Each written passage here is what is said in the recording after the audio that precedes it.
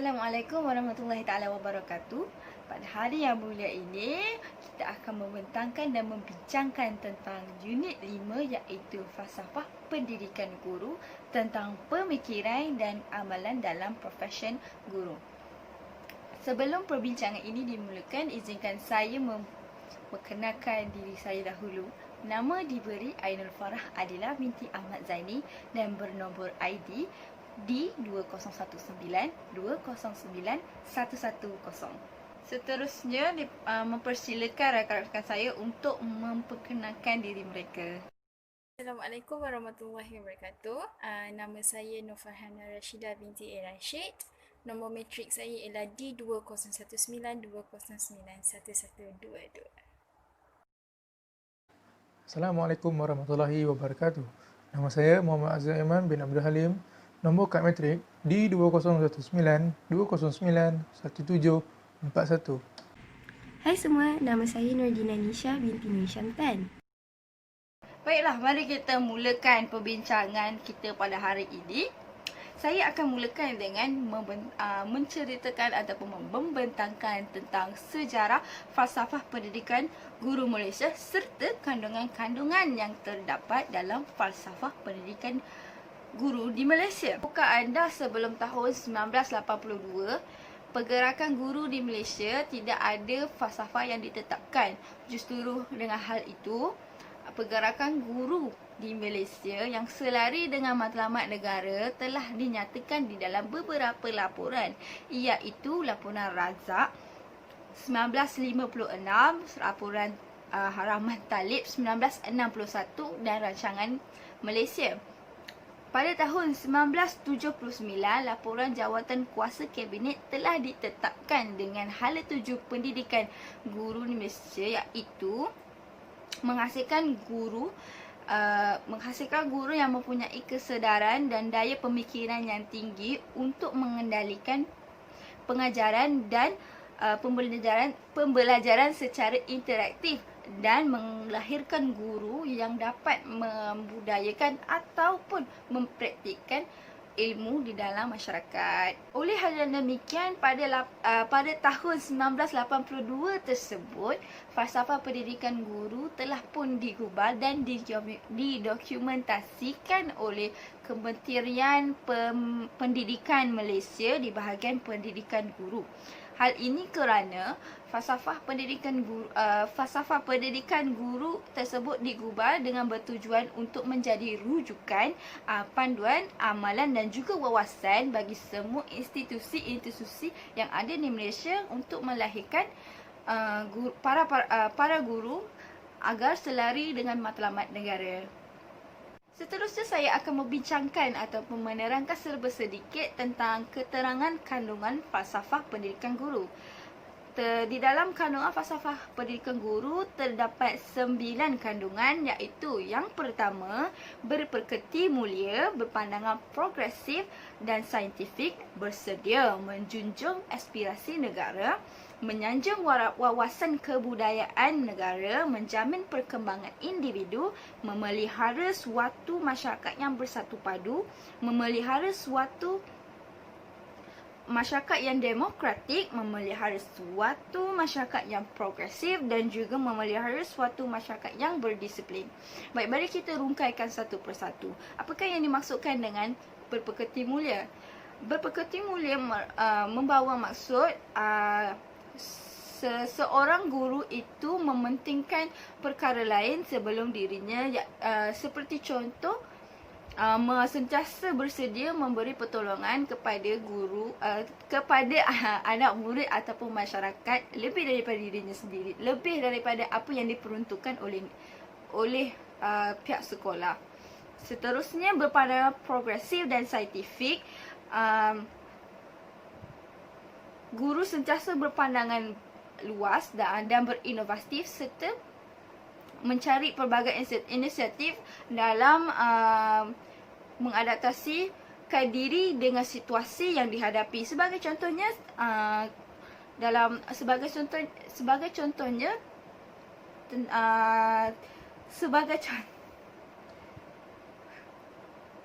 Sebagai contohnya yang dapat kita lihat sekarang, Sebagai contohnya dapat kita lihat sekarang ketika COVID-19 ataupun pandemik tengah sedang melanda, para guru sama ada guru di sekolah ataupun pensyarah mencari pelbagai inisiatif yang memudahkan para murid untuk belajar meskipun diperintahkan untuk berada di dalam rumah. Seterusnya, bersedia menjunjung aspirasi negara, iaitu guru sentiasa melakukan hasrat dan matlamat negara dan mengutamakan dan mendahulukan kepentingan negara yang dengan melaksanakan tugasan-tugasan yang diberikan, seperti contohnya guru mentaati perintah dan mengutamakan dasar Kementerian Pendidikan Malaysia. Seterusnya menyanjung warisan kebudayaan negara, iaitu meletakkan diri sendiri sebagai satu contoh ataupun role model kepada masyarakat ataupun murid dengan menjaga imej sebagai seorang guru dan menjaga perwatakan. Seterusnya, menjamin kepentingan individu. Hal ini dapat dilihat apabila guru-guru sentiasa memberi perhatian bukan sahaja terhadap di dalam kelas tetapi kepada setiap individu demi mempertingkatkan potensi yang setiap individu yang ada, seperti membenarkan murid-murid untuk memilih subjek elektif, co-curriculum ataupun bergiat aktif di dalam satu pertandingan. Seterusnya, memelihara suatu masyarakat yang bersatu padu dengan mengekalkan keharmonian dalam masyarakat majmuk dan menekankan pelbagai aktiviti perpaduan di dalam semasa mengajar dan co-curriculum. Seterusnya, memelihara suatu masyarakat yang demokratik dengan membenarkan murid-murid membuat keputusan sendiri. Seperti contohnya, guru menasihati murid-murid dalam membuat keputusan. Seterusnya ialah memelihara suatu masyarakat yang progresif, iaitu memberi penekanan dan pencahayaan tentang aspek inovatif, kreatif, ethical, critical, holistik, bersepadu dalam melakukan sesuatu tugas. Seperti contohnya, guru-guru memberi kelonggaran dalam melakukan pelbagai aktiviti mengikut kreativiti murid-murid untuk melahirkan murid-murid yang berfikir di luar kotak. Yang terakhir sekali ialah memelihara suatu masyarakat yang berdisiplin dengan memastikan keharmonian, keselamatan, keamanan menerusi penerapan nilai etika di dalam kelas maupun di kawasan sekolah. Seperti contohnya menerapkan semangat cinta akan kemerdekaan dengan melakukan aktiviti-aktiviti yang berunsurkan patriotik. Sekian daripada saya. Mari kita berpindah kepada poin yang seterusnya. Okay, terima kasih kepada Encik Azim kerana mengajukan soalan kepada saya.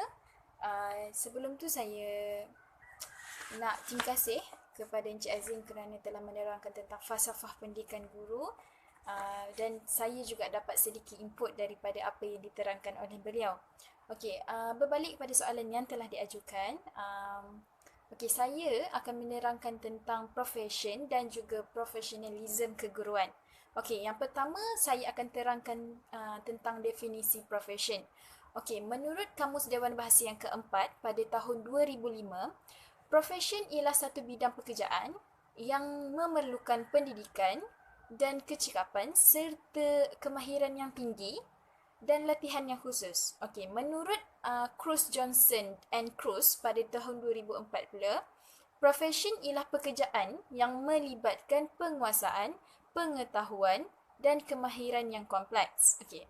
Ahli sesuatu profession, dia berpegang pada satu kod etika dan committed memberi perkhidmatan dan kualiti yang tinggi kepada masyarakat, yang mana ia disifatkan sebagai satu perjanjian antara profesion berkenaan dengan masyarakat yang lain.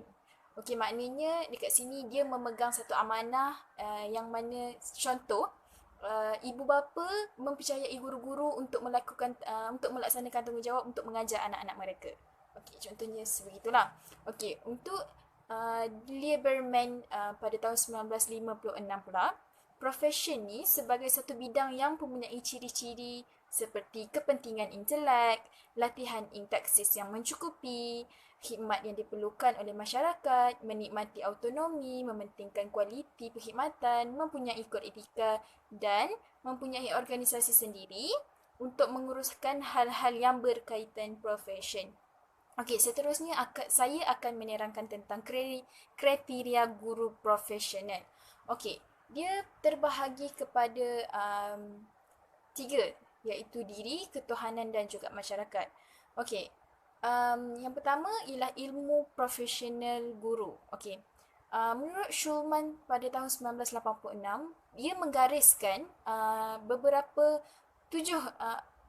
menggariskan 7 kategori pengetahuan yang mesti dihayati dan dikuasai untuk menjadi guru, untuk menjadi seorang guru yang profesional. Iaitu yang pertama, pengetahuan tentang pedagogi umum, pengetahuan tentang kandungan subjek, pengetahuan tentang pedagogi kandungan subjek, pengetahuan tentang kurikulum, pengetahuan tentang pelajar, pengetahuan tentang konteks pendidikan dan juga pengetahuan tentang falsafah, matlamat tujuan dan nilai pendidikan.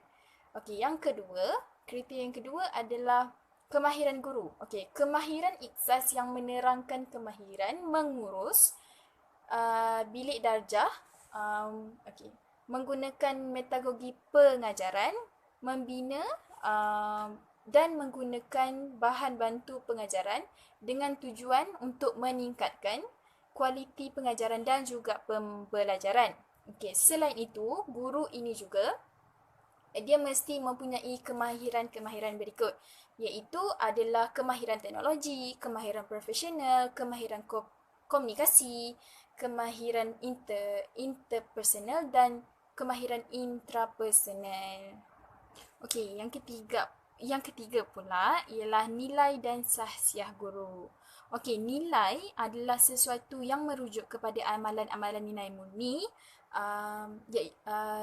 serta perlakuan guru yang penyayang, yang berpekerti mulia, berdaya tahan, patriotik, inovatif, motivatif dan patuh kepada etika profesional keguruan. Okey. So, yang seterusnya saya akan menerangkan tentang kriteria profesion keguruan sebagai kerjaya profesional. Okey. Kriteria yang pertama adalah kerjaya unik. Okey. Contohnya, okey. Hanya guru yang berkemampuan untuk memberi perkhidmatan yang terbaik untuk membangunkan personaliti, kebolehan intelek, rohani, emosi dan juga jasmani pelajar secara menyeluruh, bersepadu, seimbang dan juga harmoni. Okey. Walaupun kanak-kanak mempunyai ibu bapa, televisyen dan internet, namun hanya guru yang merupakan pakar yang terlatih untuk mewariskan pengetahuan, kemahiran, nilai, kebudayaan dan juga kepercayaan kepada generasi yang seterusnya. Okey, sebagai contoh, guru mata pelajaran, contoh guru mata pelajaran sejarah. So, budak-budak akan lebih untuk memahami sejarah,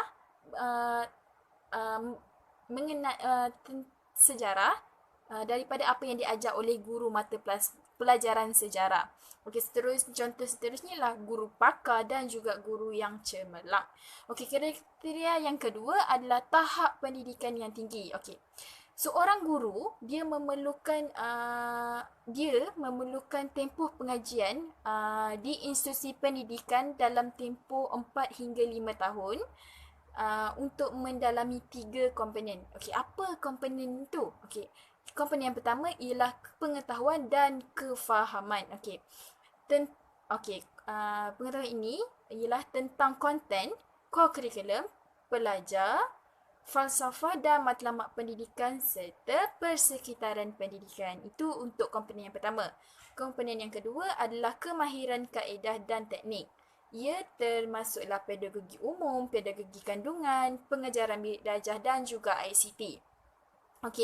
Komponen yang ketiga adalah amalan nilai profesional. Amalan nilai-nilai murni, perlakuan guru yang penyayang, pekerti mulia, berdaya tahan, patriotik, inovatif, kreatif, motivatif dan juga patuh kepada etika profesional keguruan seperti mana yang kita telah terangkan kriteria yang nilai dan siasat guru tadi. Yang seterusnya yang ketiga, kriteria yang ketiga adalah latihan yang lama.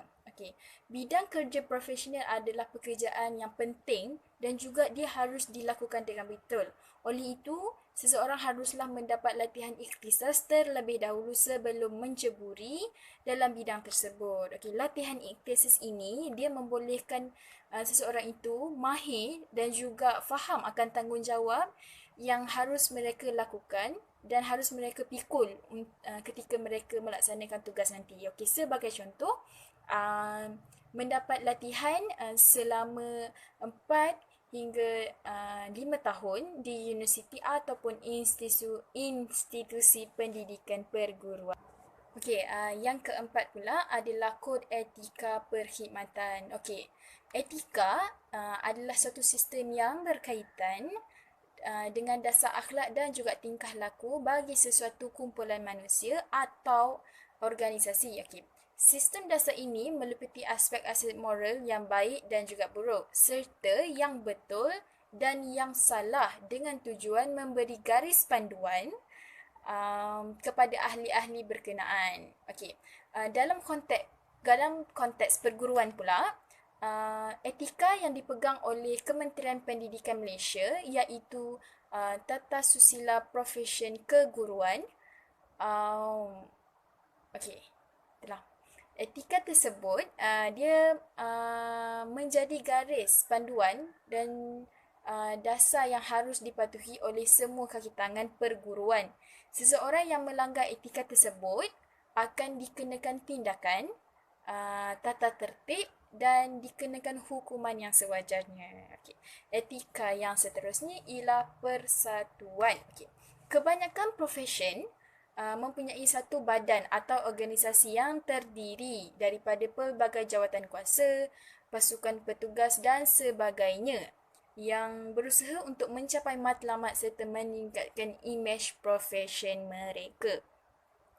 Badan ini ia mempunyai kuasa untuk mengambil tindakan terhadap ahli-ahli mereka yang telah melanggar kod etika yang telah dipersetujui.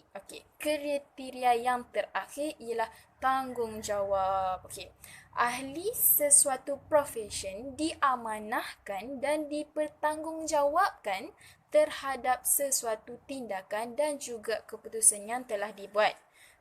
Oleh kerana perkhidmatan yang diberikan oleh seseorang profesional itu melibatkan kebajikan manusia, maka tanggungjawabnya adalah amat berat. Itu saja daripada saya tentang profession dan juga profesionalism keguruan. Terima kasih saya ucapkan.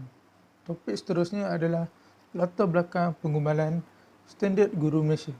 Sebelum saya berbicara lebih lanjut mengenai latar belakang penggumalan standard guru Malaysia, apa itu sebenarnya standard guru Malaysia? Standard guru Malaysia adalah satu dokumen yang menggariskan piawaian kompetensi atau pengetahuan profesional seseorang guru. Dokumen ini juga disediakan sebagai panduan atau rujukan kepada guru, agensi dan juga institusi. Selain itu, dokumen ini disediakan adalah bertujuan untuk menghasilkan guru-guru yang berkualiti di Malaysia. Dokumen ini disemak secara berkala dengan tujuan penambahbaikan. Jadi, apakah sejarah penggumalan pembentukan standard guru Malaysia? Standard Guru Malaysia telah dilancarkan secara rasminya pada tahun 2009 oleh Tan Sri Muhyiddin Yassin yang ketika itu menjadi Menteri Pendidikan Malaysia yang menggariskan kompetisi profesional yang harus dimiliki oleh setiap guru-guru di Malaysia. Malaysia memberi penekanan yang tinggi terhadap pembangunan modal insan kelas pertama. Pembangunan modal insan yang berkualiti bergantung kepada tahap pendidikan kualiti tersebut untuk menghasilkan individu yang mempunyai jati diri yang kukuh, berketerampilan, pribadi mulia, berpengetahuan dan berkemahiran untuk mengisi keperluan negara. Namun, dalam abad ke-21 ini, negara menghadapi cabaran baru kesan daripada globalisasi, liberalisasi, pengantarabangsaaan dan juga perkembangan teknologi dan maklumat. Justru, Malaysia memerlukan modal insan yang juga celik IT, progresif dan mampu bersaing di pasaran kerja global. Oleh sebab itu, Kementerian Pelajaran Malaysia telah melaksanakan pelbagai usaha untuk melahirkan guru yang berkualiti dan memastikan mereka yang berkualiti terus kekal dalam sistem pendidikan. Antara langkah yang dilakukan oleh Kementerian Pelajaran Malaysia adalah memantapkan latihan perguruan, menambah baik sistem pemilihan calon guru, melonjakkan kecemerlangan institusi latihan perguruan dan menambah baik laluan kerjaya serta kebajikan guru. Bahagian Pendidikan Guru atau BPG bekerjasama dengan Institut Pendidikan Guru ataupun IPG dan juga institusi awam untuk merancang dan melaksanakan latihan perguruan untuk memenuhi keperluan tenaga pengajar di institusi pendidikan. Bagi menjamin guru yang dihasilkan berkualiti tinggi, 3 aspek utama ditekankan iaitu amalan nilai profesionalisme perguruan, berpengetahuan dan kefahaman serta kemahiran pengajaran dan pembelajaran. Seterusnya, rasional pergubalan. Standard Guru Malaysia digubal kerana guru-guru perlu mempunyai tahap amalan nilai profesionalisme, keguruan, pengetahuan dan kefahaman untuk memastikan mereka menjadi guru yang profesional dan berkesan. Selain itu, agensi dan juga institusi latihan perguruan patut menyediakan kelengkapan yang baik dan cukup untuk memastikan mereka menghasilkan guru yang berkualiti dan bermutu tinggi. Seterusnya, tujuan pergubalan Standard Guru Malaysia. Standard Guru Malaysia digubal bertujuan untuk mengenal pasti tahap kompetensi profesional guru dalam aspek amalan nilai profesionalisme keguruan, pengetahuan dan kefahaman, kemahiran pengajaran dan pembelajaran. Selain itu, untuk mengenal pasti tahap penyediaan dan pelaksanaan keperluan latihan oleh agensi dan institusi latihan perguruan. Selain itu, untuk mengenal pasti dasar dan strategi pembangunan pendidikan guru yang patut ditambah baik sejajar dengan perkembangan dan cabaran dunia pendidikan global. Seterusnya, rakan saya akan membincangkan topik mengenai kerangka dan model Standard Guru Malaysia. Hari ni saya akan cakap pasal Standard Guru Malaysia. Okey, kalau nak tahu, dalam Standard Guru Malaysia ni ada 3 komponen tau. Dalam kerangka Standard Guru Malaysia ni ada 3 komponen. Komponen yang pertama adalah komponen standard ataupun dikenali sebagai komponen S. Komponen yang kedua adalah komponen keperluan, iaitu komponen K. Komponen yang ketiga adalah komponen asas penentuan standard dan keperluan. Baiklah, macam yang kita tahu, semua benda yang kita buat dalam dunia ni mesti ada matlamat, kan? Jadi, apa matlamat Standard Guru Malaysia ni? Matlamat Standard Guru Malaysia ni ada 2. Pertama, melahirkan guru Malaysia yang unggul. Kedua, membangunkan modal insan bertaraf dunia. Baiklah, asas penentuan standard dan keperluan ni adalah seperti misi nasional, falsafah pendidikan kebangsaan, falsafah pendidikan guru, tata susila profesion keguruan dan etika kerja KPM. Dengan adanya asas penentuan standard dan keperluan, maka mestilah ada standard dan keperluan dia. Betul tak? Kan? Jadi, Standard yang ada 3. Pertama, amalan nilai profesionalism keguruan. Kedua, pengetahuan dan kefahaman. Ketiga, kemahiran pengajaran dan pembelajaran. Untuk keperluan pula, ada 5 keperluan, iaitu pertama, kelayakan masuk program latihan perguruan.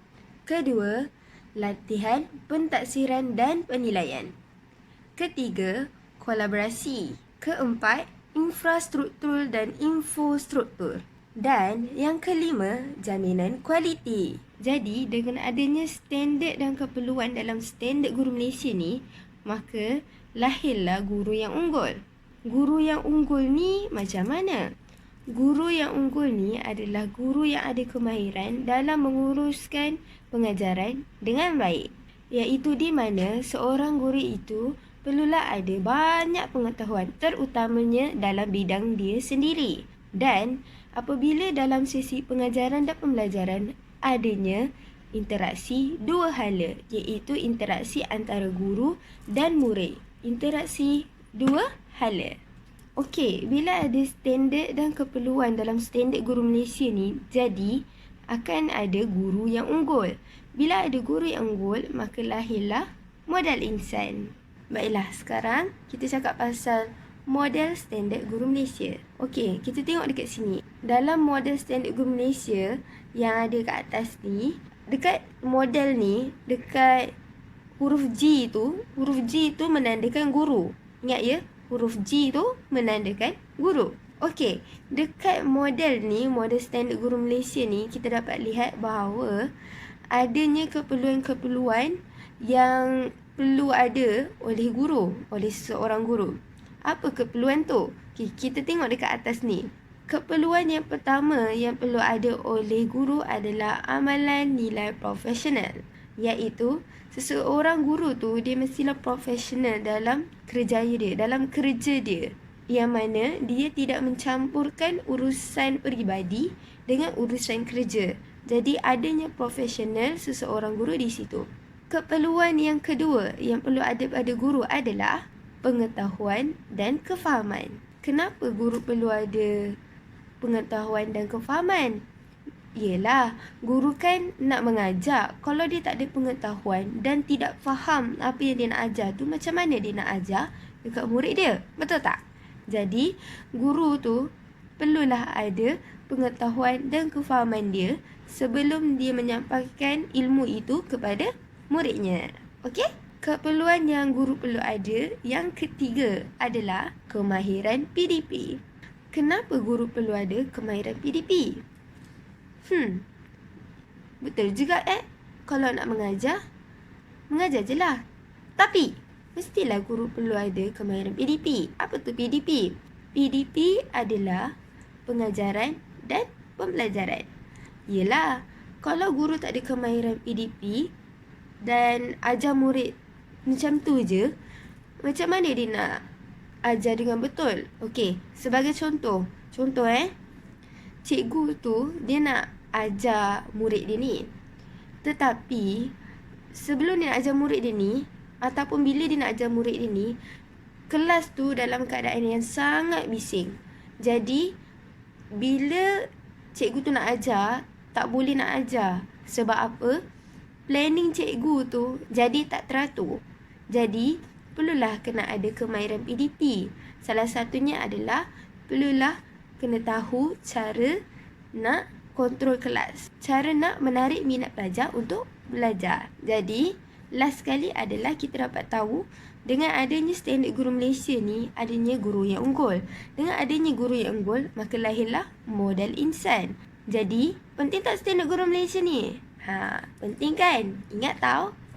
Sayangnya perbincangan kita pada hari ini telah sampai ke penghujungnya. Jadi dengan itu saya ingin membuat sedikit ulasan ataupun rumusan daripada perbincangan kita pada hari ini.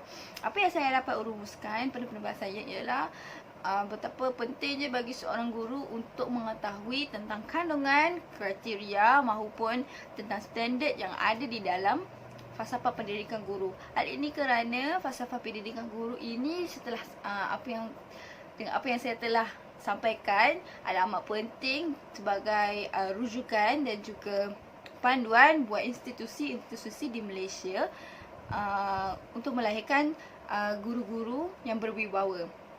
Hal ini kerana dengan adanya falsafah pendidikan guru ini, kita dapat melahirkan guru-guru yang dipandang tinggi juga berwibawa dalam mempertingkatkan mutu pendidikan negara. Apakah kesimpulan yang dapat rakan-rakan kita yang lain dapat simpulkan?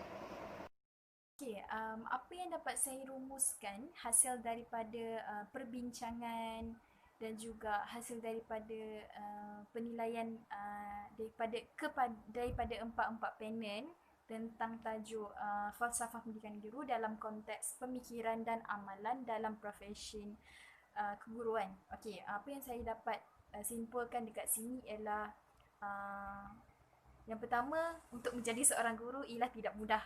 Okey. Dan yang apa yang saya dapat ialah untuk menjadi seorang guru, you kena perlu tahu dari mana asal usulnya guru ini, apa kriteria yang diperlukan untuk menjadi seorang guru, dan guru ini ialah profesi guru ini ialah satu profession yang sangat berat dan tidak semua orang mampu untuk menjadi guru. Okey, so untuk menjadi guru, you perlu tahu tentang you perlu fahamlah kriteria you untuk menjadi seorang guru. Dan dalam falsafah ini adalah banyak tentang standard keguruan semua. So kita sedia maklum yang untuk menjadi seorang guru ialah sangatlah tidak mudah. Okay, so kita perlu fahamlah, perlu ada sifat-sifat untuk menjadi seorang guru, sebab seorang guru ialah satu pekerjaan yang mulia. Okay, kita mendidik anak-anak pada masa akan datang ataupun masa kini untuk menjadi siapa mereka pada akan datang. Okay, jadi sebenarnya falsafah keguruan ni ialah telah meletakkan guru ni, profesi guru ni adalah dia berada di tahap yang amat tinggi, dan pekerjaan seorang guru inilah ialah sangat mulia. So saya nak ucapkan terima kasih kepada guru-guru saya yang telah mengajar saya sehingga menjadi saya sebagai seorang sekarang, dan insya-Allah kalau ada masa saya juga akan menjadi seorang guru. So itu sahaja daripada saya yang apa yang dapat saya simpulkan. So terima kasih dan Assalamualaikum warahmatullahi wabarakatuh. Kesimpulan yang dapat saya simpulkan mengenai standard guru Malaysia ni adalah standard guru Malaysia menggariskan kompetisi profesional guru dalam amalan nilai profesionalisme keguruan, pengetahuan dan kefahaman serta kemahiran pengajaran dan pelajaran. Standard guru Malaysia telah membantu guru-guru Malaysia untuk menjadi seorang pendidik yang berkualiti dan bermutu tinggi. Sekian, terima kasih. Dalam tajuk ini adalah guru itu perlulah ada kemahiran dalam pengajaran dan pembelajaran. Sebab tugasan seseorang guru itu bukan hanya menyampaikan ilmu semata-mata, akan tetapi untuk melahirkan model insan, iaitu seseorang yang mempunyai insaniyahnya, sifat-sifat insaniah seperti mempunyai akhlak yang baik, akademik yang baik, jasmani yang baik, rohani yang baik dan sosial yang baik. Jadi di sini kita dapat lihat yang peranan seorang guru ini sangat penting bagi sesebuah negara itu dan bagi seseorang manusia itu. Kerana jika tiada guru, dengan siapa lagi anak murid nak belajar? Nak cakap ibu bapa sibuk dengan kerja. Jadi hanya dengan gurulah murid dapat belajar ilmu baru. Itu sahaja daripada saya. Bye.